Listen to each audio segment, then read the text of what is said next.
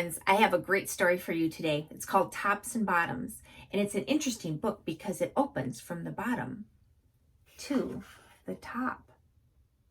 Janet Stevens illustrated and adapted this folk tale.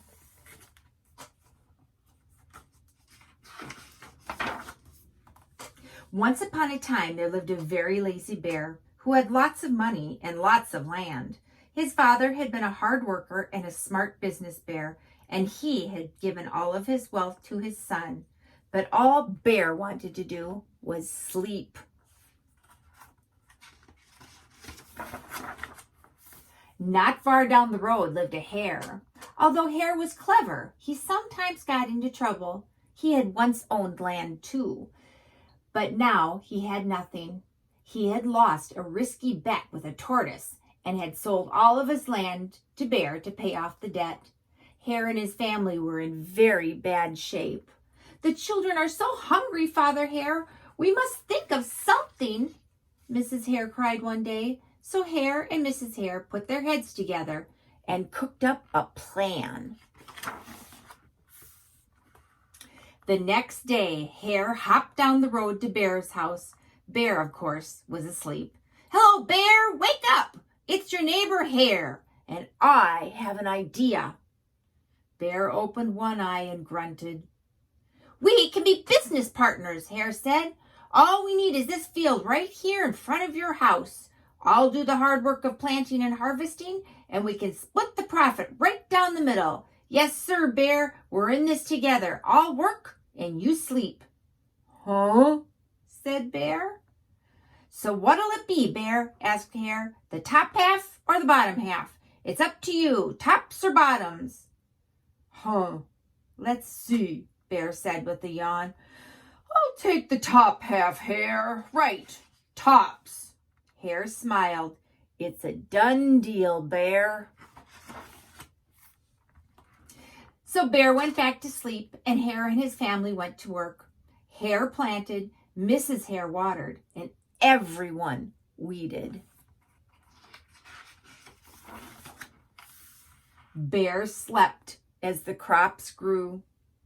When it was time for the harvest, Hare called out, "Wake up, Bear! You get the tops and I get the bottoms." Hare and his family dug up the carrots, the radishes, and the beets. Hare plucked off all the tops, tossed them into a pile for Bear, and put the bottoms aside for himself. Bear stared at his pile. "But Hare, all the best parts are in your half." "You chose the tops, Bear," Hare said. "Now, Hare, you've tricked me. You plant this field again, and this season I want the bottoms." Hare agreed. "It's a done deal, Bear." So Bear went back to sleep, and Hare and his family went to work. They planted, watered, and weeded. Bear slept as the crops grew. When it was time for the harvest, Hare called out, "Wake up, Bear! You get the bottoms and I get the tops." Hare and his family gathered up the lettuce, the broccoli, and the celery. Hare pulled off the bottoms for Bear and put the tops in his own pile. Bear looked at his pile and scowled. "Hare, you've cheated me again." "But Bear," Hare said, "you wanted the bottoms this time." Bear growled, "You plant this field again, Hare. You've tricked me twice, and you owe me one season of tops and bottoms."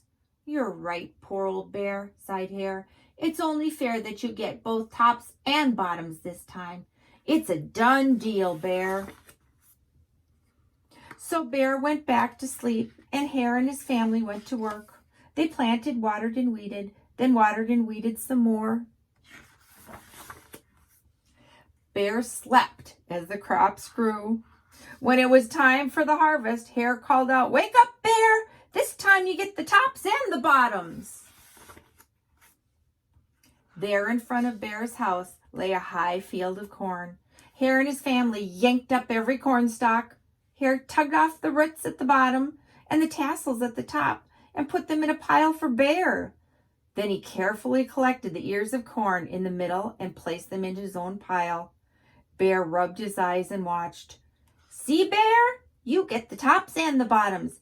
I get the middles. Yes, sir, Bear. It's a done deal. By now, Bear was wide awake. That's it, Hare, he hollered. From now on, I'll plant my own crops and take the tops, bottoms, and middles.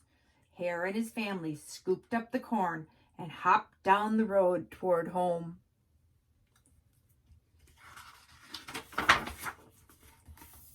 Bear never again slept through a season of planting and harvesting.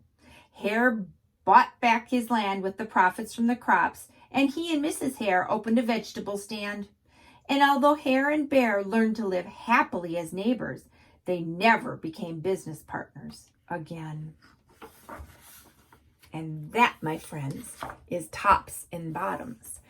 Tell me, did Bear get a lesson in responsibility to take care of what he had and to learn how to take care of his own vegetables and grow his own vegetables?